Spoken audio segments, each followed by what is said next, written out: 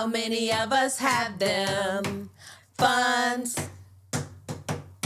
The ones you can depend on. Get those funds. Welcome to the Balance Your Books podcast. I'm Kimberly. I'm April. And I'm Keena. And we're your balance partners. Do you know where your money is? Do you? Do you? Do you? Do you? It's o'clock. Do you know where your money is? And that's what we're talking about today. Welcome. What do we first want people to do before we get into this topic? You can find us on YouTube, Apple Podcast, and Spotify. The Balance Your Books podcast. Please like, subscribe, comment, share with your friends, and let us know what you think. Let us know what you think. Yes. What do you think? So, as Kimberly eloquently put in the tunes of Diana Ross, My queen. it's o'clock. Do you know where your money is? Do you? Do you like the things it's showing you? Yes, and that's what we want to talk about, is understanding your numbers and paying attention to your spending, to your profit, and to your pricing, everything around your numbers. And I'm going to start with a little story. All right. So this was Oprah Winfrey show. So, you know, Oprah, That's my years girl. ago. Yeah. Yeah, okay. Many One of my years ago. pillars of Black women. We'll talk about that one time. But in business. And Oprah said, and this is already when she was big, and she said, there's not a check that goes out the door that I don't sign. I remember that. Do you remember that? I remember that. I was like, huh? Even at her, and it showed her, what is this one for? It was like utilities. She said, oh, okay.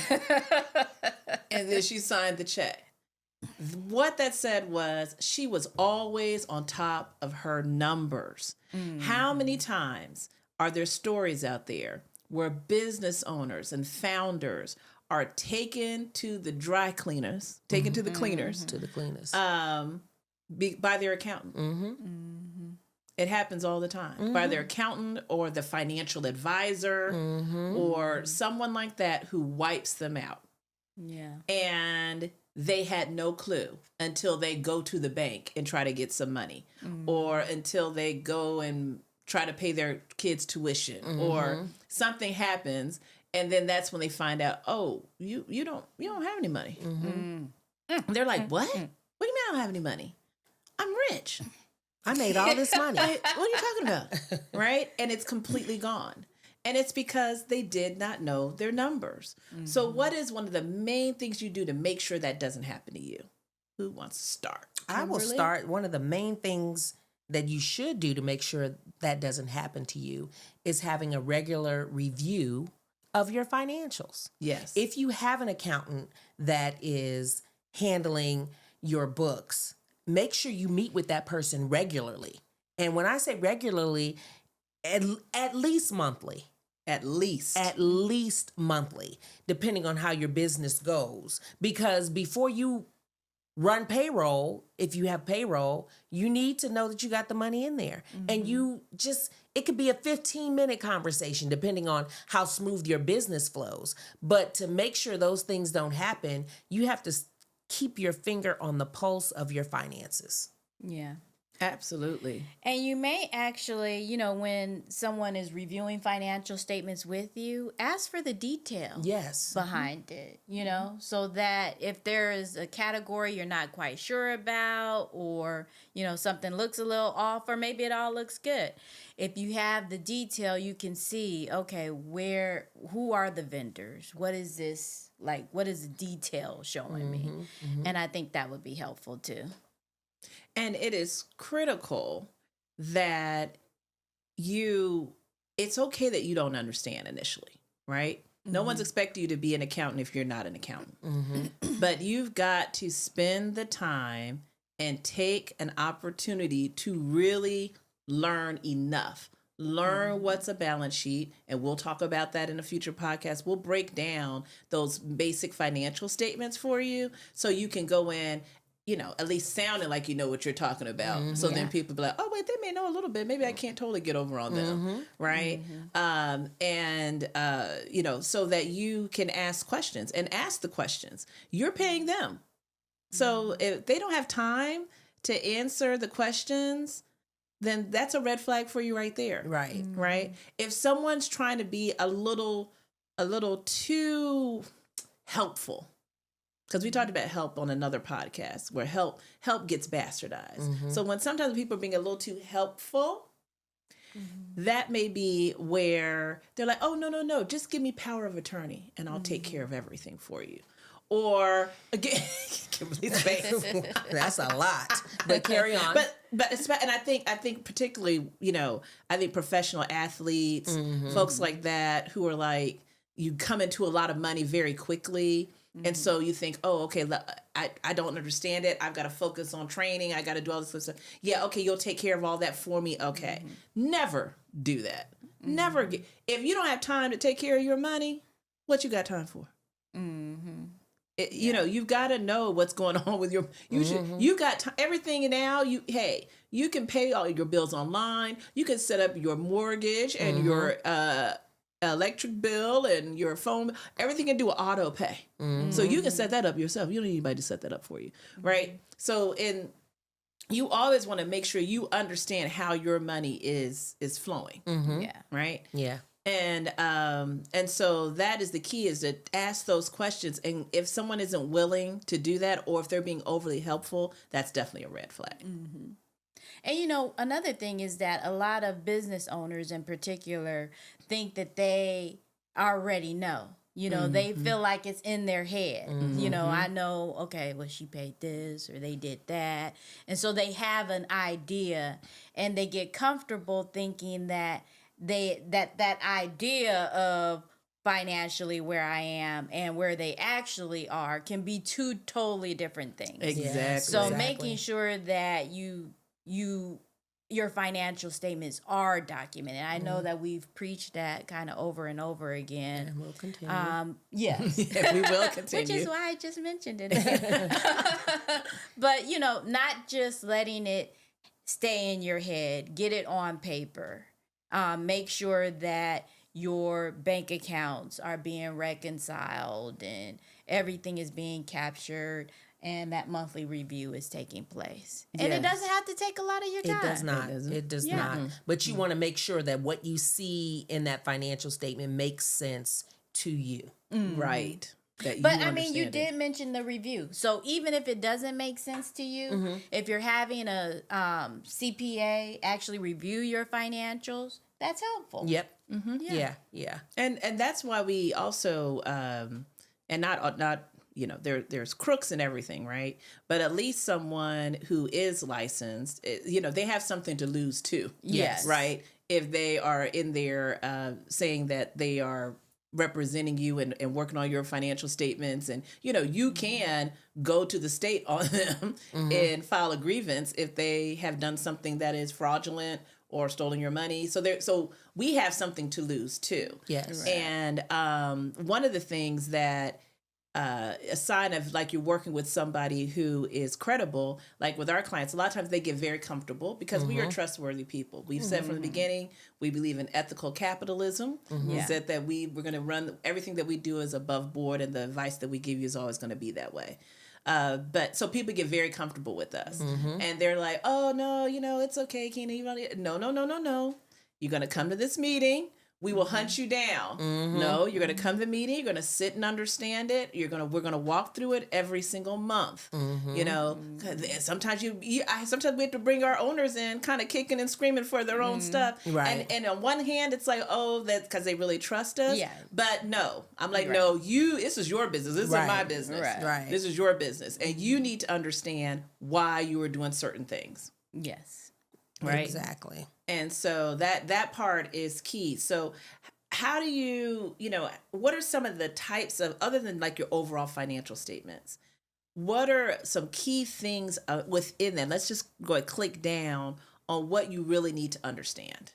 Like, for instance, let's talk about profit margin. Okay. What is it?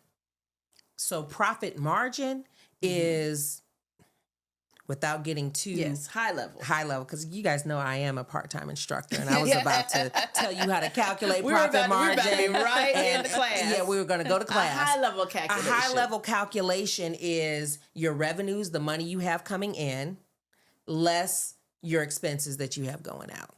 That's right. That's pretty much it, and that lets you know if you have a profit or if you have a loss, and we want profit. And you should know profit on every item that you sell. You getting deep. Well, and the reason I say that is because if you are selling a service and you're selling that service, by the hour, then you should know how much are you going to have to pay out, so your expense, and how much you're going to charge that particular client. So if it's something where it's $100 an hour that you're going to charge someone, and you have to hire somebody to do the work, and they cost $25 an hour. So okay, $75 of that is my profit. Now you may have other expenses that, and we'll get more into that later. But high level, that's your initial profit, which is some people call your gross profit. Gross profit or gross margin. Yes, your gross profit. So that is the first step, is you need to understand that has to be a number that's positive. Right. Or you're not going to make it. You're not going to work. Your business is not going to make it if you do not have a selling price that is much higher than your cost. And typically, most businesses should be, maybe around 40%, is a good number that I've seen. You're higher than that, you're really doing good. And some of the things that I've talked about with some of my clients, I'll use an example, Cocoa Cakes, is that we, we make cakes. And so everything that it takes to make those cakes is what is the expense. So we know how much we charge a customer, and then how much it takes to make that chunk. And then the amount that is left is our profit. How do you know how much to charge the customer? So good question, Kimberly. Always a tough one, because it's based on what the market will absorb. So what we initially did was look at our competitors. So other competitors, I won't say their names, but people in Atlanta know who they are. Some of our competitors, we looked at what are the pricing that they have. Do they have a lot, especially the ones where we aspire to get to, is to get to that level. What are they charging for theirs? I mean, I go into their bakery, I buy it, because I also want to support other small businesses. There's room for all of us. But I go in, I try their product, I see how much they charge, I look at the packaging, I just ask casual conversations like, what's your POS system and how's business over here? And, those kind of things, so you can start to understand what pricing makes sense. And sometimes it's trial and error. So, you may get where you're like, okay, let me try this price. And you notice that your volume started to go down. You're like, okay, I might have to adjust a little bit. Depending on what's going on in the market. Yeah. But it also gives you insight into, should I be in this business, or should I be offering this type of service or that type of product if it's not going to give me the return that I'm expecting, right? Based off of the cost that's involved. So all those things are so important. And in doing that, you need to know all the costs. You need to, because like you talked about, okay, yes, you bake cakes. Everybody knows you need the ingredients to bake the cake, right? But also packaging. Yeah. You need to know that you got to put that in. You need to the labor hours, the labor, the packaging, the ingredients, before you can even figure out if you have profit. You have to know all the costs that go into the goods or the service you sell. That's right. Yeah. That's right. I mean, even in your example earlier where somebody had 75% profit. I hadn't heard of that. But that's 75%. That's because it was $100 coming in. Oh, yeah, and $25 going out. I saw a little something about numbers. That's 75%. Right, that is a 75%. That is, because I was looking like, I just threw out a number. It would be awesome. But what I'm saying point is that even if you're paying, like, let's say a contractor Yeah. for that particular service, Right. that didn't include the allocation of rent, Right. utilities, that would be on 1099 because you hadn't incorporated anything related to payroll costs That's or right. the fee to run payroll That's right. or your accounting, Yep. you know, or the cleaning of the business. You know, it's like so many different many costs different that are things. involved Yes. that need to spread across, you know, be spread across, you know, whatever product or service you're providing. Yes. To So- get to your full profit. yeah. Yes. Yeah. And true that's cost. that's maybe we can talk. Let's give them a little bit of that. So you have two levels of profit. Come on, Professor. Okay, so what you have first is your gross profit. That is your income, your revenues less the cost of that good or service. Those direct costs. The direct cost, the cost that it takes to manufacture the good or serve the people.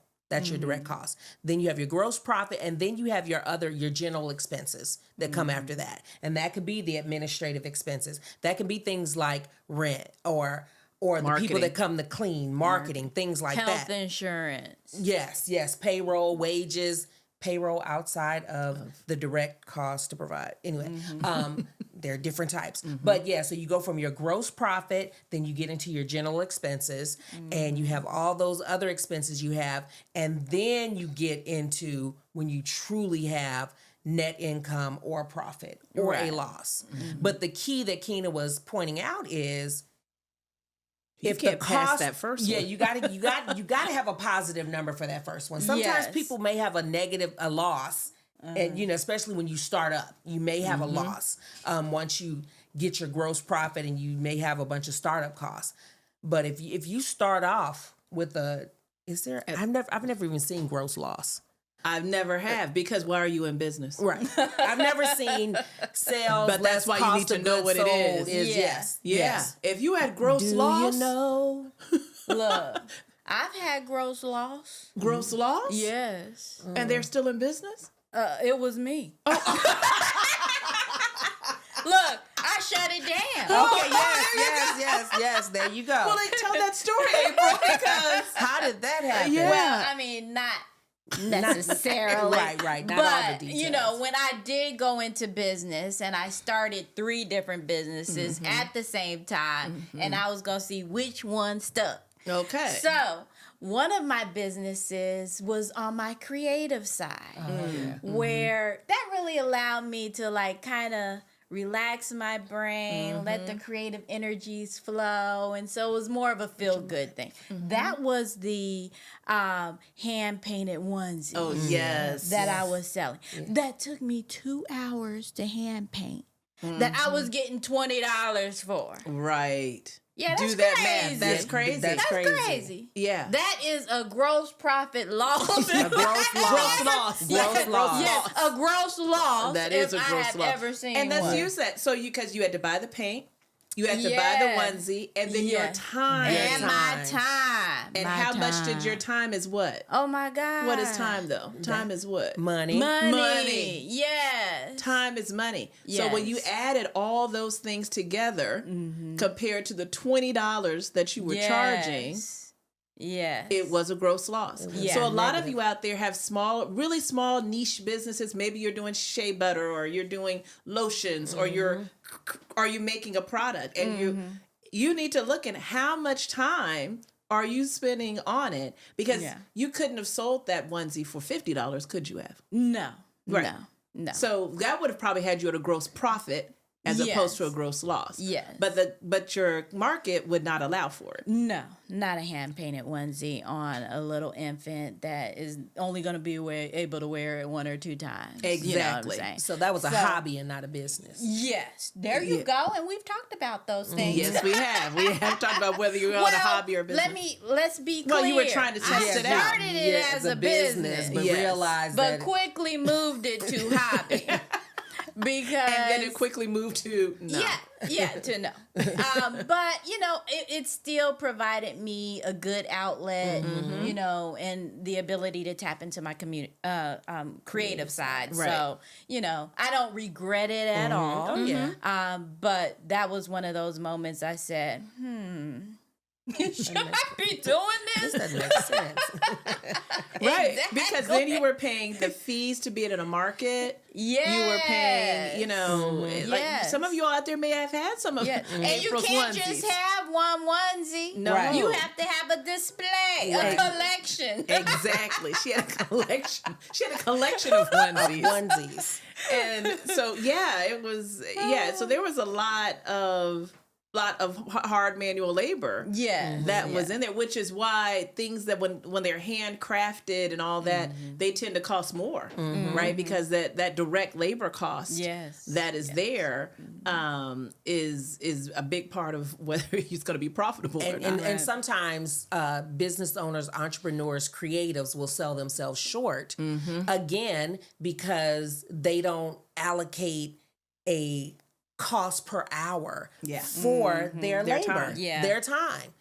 Because it's something like you said, it's creative. I'm gonna relax my mind, and let my conscience be free. I'm gonna relax my mind, and I'm doing this. And realizing that if it's something that you want to sell, then this is money. Yes, it And, is. and you think about, even in my personal life, I think about, do I want to buy an onion and chop it up, or do I want to buy the pre-chopped onion? Okay. Then I start to think about how long is it going to take me to chop that onion up? How much do I make per hour? I'm gonna spend that extra $2 and get the chopped onion, and then it's gonna make me cry. It's gonna do all this, Oh Lord! But your time But is money. it's And- nothing like a fresh onion, though. Now, Yeah, that's what I was thinking too. I was trying to find an like a analogy. freshly chopped onion. Yeah. Trying to find an But analogy. we got the point. But your time, and you have to place a dollar value on your area of expertise, Yes. even Yes. if you're doing it. That's right. And how do you determine what that dollar value is? Like, it's kind of like you said. You test the market to find out what you can sell it for. And then you determine what type of markup do I need to have a profit. But I mean, for that. Well, let me. Oh, go ahead. Go ahead. Yeah. So there's teacher mode. There are different ways to set your sales price. Is it a cost plus, or is it a target sales price and my cost has to make Fit within fit within there? So it just depends. If you have a niche like you did, right? If there aren't a lot of people, then maybe you can't test the market to see what are my competitors selling. So then you have to determine for yourself, especially those of us who have worked in corporate America, we spent time, we know what we need to survive. Yeah. Then whatever it is you need to survive, that's how you try to set that cost. But if you're providing a good, then you know how much you pay for things, Right. But for me, for my, excuse me, for me and my cost per hour, I'm basing that on at this big age, what I've learned and earned in my past. Or so because you could look at, for instance, if it's an artist, Right. thinking about an artist and them trying to figure out what their hourly rate is, how do they kind of calculate that? Would it, it may be a little bit more difficult than what they had before. So Sometimes you have to calculate. your living your living expenses. Right, that's what I was saying. That's Yeah, what knowing what I need to survive. Then that's And the that's chances your hourly rate. are you probably aren't the first. right. There's something else out there similar, if not exactly like what you plan on offering. So there's history out there that you can research and find out, what does this company charge? What do these people do? Right. And incorporate that into your understanding as to where you need to be at. Yeah. Right. And typically for every industry, there are industry insights that, I mean, you can search for it around that industry that can give you some baseline numbers to be able to start with. But those are things that every business owner should know. And the final piece of it is, before we get into our fun topic, the final piece is really, are you able to articulate the financial position? So your elevator speech on your financial position of your company, because there may be investors that are interested in your company. Can you speak to it? Can you speak to it? If the investor says, so tell me, where are you financially? Are you able to answer that question? Yeah. Are you able to say, oh, well, we've been running profit of, we had profit of 10% each year. Our revenues have grown 20% over the last 3 years annually. You want to be able to have your elevator speech, or if your businesses have had challenges, how are you overcoming those? Well, we had a down quarter because, for us, I think of this, we had an increased price in eggs. So we had eggs cost more, so that caused our gross profit percentage to be lower. You should be able to high level be able to speak to that as a business owner. Yeah. So work with your financial representative or call us. We'll help you. Yes. And you can put together, so you'll understand that when you're in that particular space where you're talking to other people who may be interested in your business, you being able to articulate it effectively. And to articulate what you need. Yes. Because we've been talking a lot about, and we're not going to get it all into the financial statements, but a lot of what we talked about is in your profit and loss statement. Yes. Understanding your balance sheet will help you to understand what you need. If you come across an investor or someone's looking at you and it's like, I really like what you're doing, and I know you want to grow, what do you need? Yep, exactly. Ooh, so we'll have to get into those needs on the next podcast because, or one coming up. Because balance sheet, we're going to do one that's all over balance sheet because we're Balance Your Books. So you got to know your balance sheet as part of that. Any other things around that topic of knowing your numbers? So just to summarize them. Yeah. Summarize them. Know them. But at a minimum, know how you make money, right? What's your profit? So now you learned today what gross profit is and what a net profit is. So you're on your way. Yes. And so the beginning of your numbers and being able to know who to trust, right? We kind of talked about that around knowing your numbers, managed trust, and always sign your check like Oprah. And then having an elevator speech, and being able to articulate your financial position. Yeah. All right. All righty. So next up is shooting the Our topic today. April, you brought this to us. Oh, I did? You did. Oh, okay. What's the topic for no? today? Oh, Kimberly. Oh, I thought Look, you did. Kimberly. I thought old things being new. Yeah, everything old is new again. Yeah, I thought it that's was not me. April. Oh, no, my bad. no, she had a Because she had a specific right. Okay, And well, but you what go I, ahead, what I was, Kimberly. what made me think about this is being a Peloton girly. I'm riding my Peloton, and I'm finding my favorite instructors are wearing multiple gold chains. And you remember back in the 90s, we did that. We had the multiple gold chains and things like that. And one day I sat and I was riding, I was like, when did that come back in style? Not just that. Herringbone chains. I've seen herringbone chains. A herringbone. Yes, herringbone chains. Didn't know you could still get one. Yes. And so I started to think, when did that come back in style? And I really started to realize that a lot of things that were like really, really in style when we were in middle school and high school are coming back. Yeah. And you don't have to get a new one. You can pull out the old one.